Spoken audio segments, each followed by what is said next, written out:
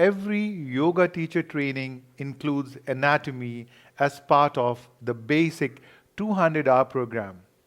How this information is presented can make a huge difference in terms of your ability to absorb the information. Friends, every little bit of anatomical knowledge can make you a better teacher. Understanding the origin, insertion, and action of muscles can help you to figure out and isolate muscle imbalances as you work with different asanas, exercises, or body movement. In this video, you will learn what is origin, insertion, and action. Also with various examples of muscles so that you can understand better. Namaste friends. My name is Ritesh and I am a senior teacher at YogaFx International Yoga Teacher Training Academy, and I'm really thrilled and excited to present you a series on anatomy and physiology lecture. We really hope that you are enjoying the lectures, and don't forget to watch our previous videos on planes of movement and especially why as yoga teachers it's important for us to know. Skeletal system, part 1 and part 2, types of muscles, contraction and stretching, and what is agonist, antagonist, synergist and stabilizers. Different types of breathing like chest breathing, belly and yogic breathing. Feel free to keep sending your emails if you have any questions. I'm really looking forward to see you soon. So, what are you waiting for? Let's get started. My friends, a big chunk of yoga teacher training is anatomy. You will study the human bones, muscles, and systems that we have already covered. But why? You may ask.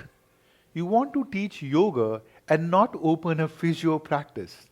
So why do you need to know that much about anatomy?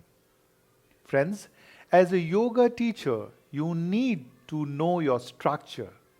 So do watch this video till the end. Your questions will be answered. Whenever you read anatomy books, you will see references to the origin, insertion, and action of muscles as they are connected to bones. These terms reflect the types of movement, that is, action in our muscles and joints. Remember, the bones hold you up, the muscles move you, and the nerves tell the muscles to move the bones. The bones are connected to each other with ligaments, and the muscles are connected to the bones with tendons.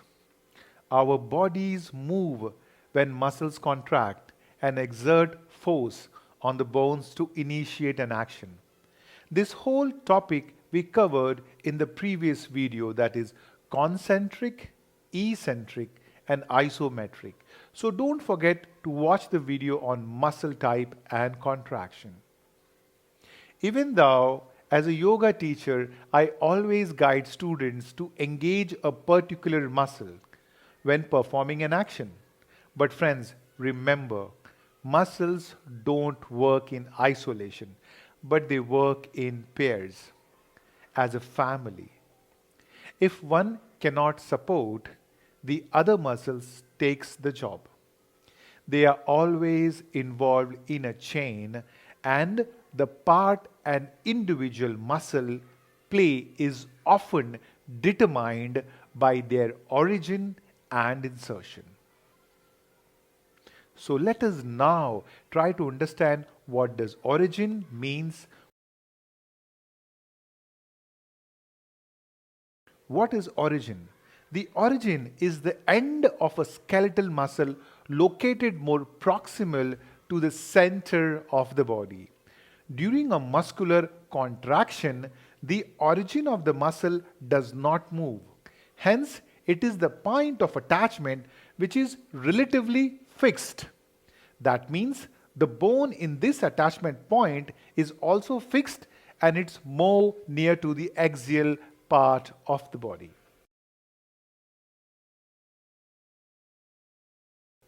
What is the insertion? Now, the insertion is the opposite end of the origin. Therefore, this attachment point occurs more distal to the center of the body. Unlike the origin, the insertion moves during contraction. So, the end of the bone which attaches with the insertion moves. Therefore, this part is responsible for the movement of a particular appendages in the body.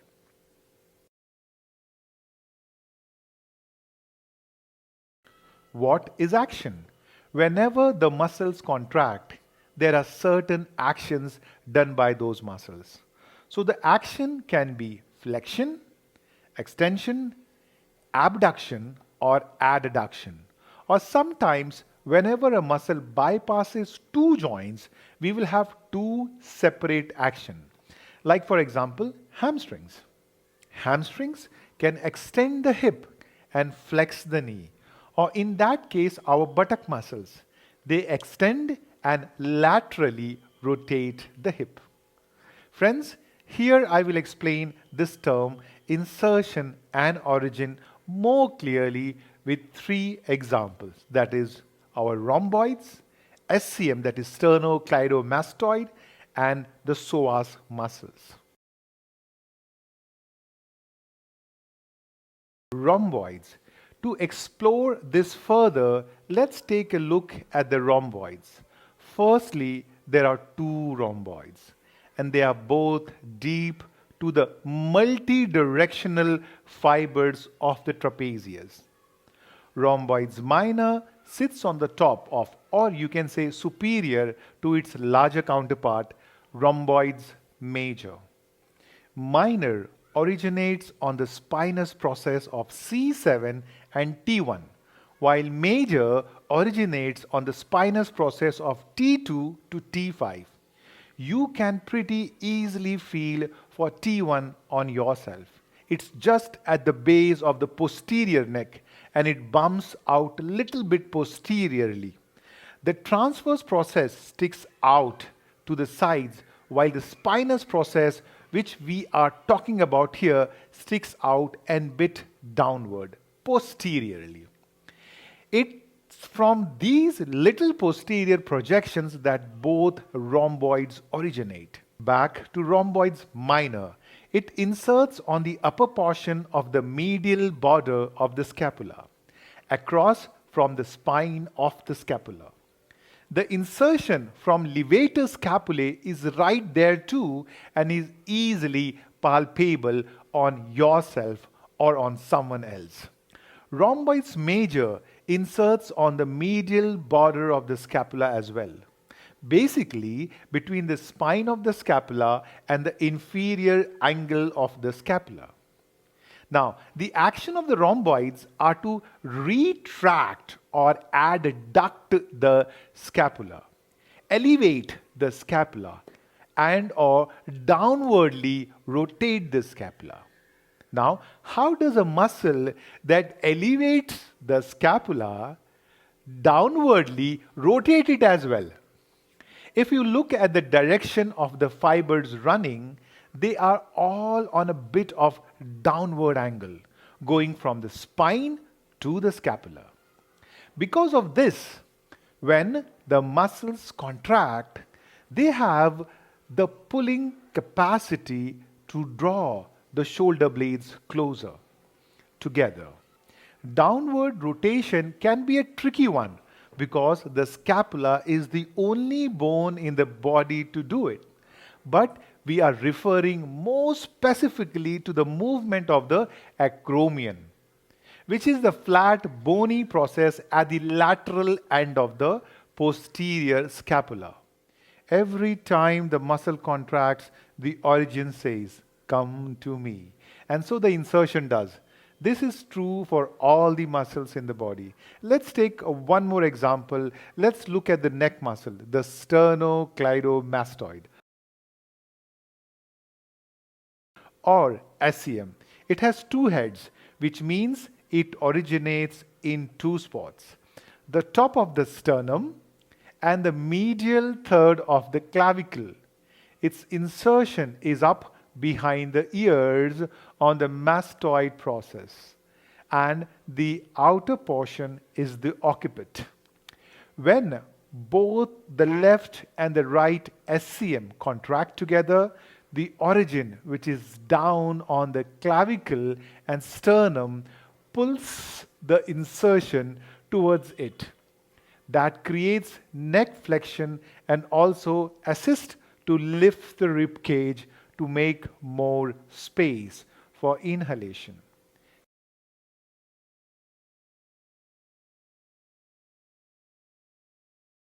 Let us take one more example of the psoas major muscles. To take a look at this from anatomical position, the origin of the psoas major muscle is considered to be the body of the vertebrae T12 through L5. The insertion is on the lesser trochanter of the femur. Psoas major acts to flex the hip joint, which is usually shown as bringing the thigh towards the torso. So friends, let's have a recap. Origin refers to the proximal end of the attachment of a muscle to a bone that will not be moved by the action of that muscle. Insertion refers to the distal end of the attachment of a muscle to a bone that will be moved by the muscle. Movement of the bone. To explain this further, the origin of muscle attaches to the less movable part of the bone, while the insertion of the muscle attaches to the more movable part of the bone. Mass. Mass is another difference between the origin and insertion of muscles. The origin of the muscle has more mass, while the insertion of the muscle has less mass. Friends, we have covered the insertion, origin, and action. As a yoga teacher, we need to know anatomy. For example, you are teaching students how to move their joints under load. You want to guide them through a safe and injury-free practice. The sequences that you teach your students can have a profound impact on their bodies. Hence, the more you know your anatomy, the clearer you can be in your instruction. Plus, the student will also learn how to engage in a safe practice.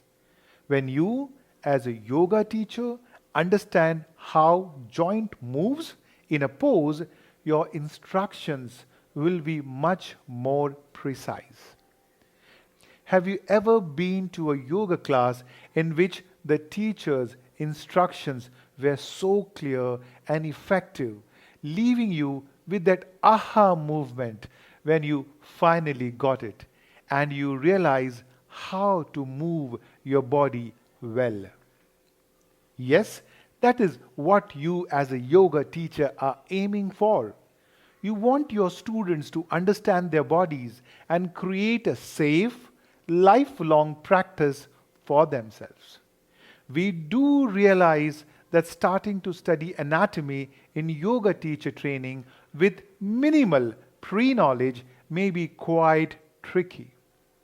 Getting your head around all the Latin names is one thing. Human anatomy itself is also very complex.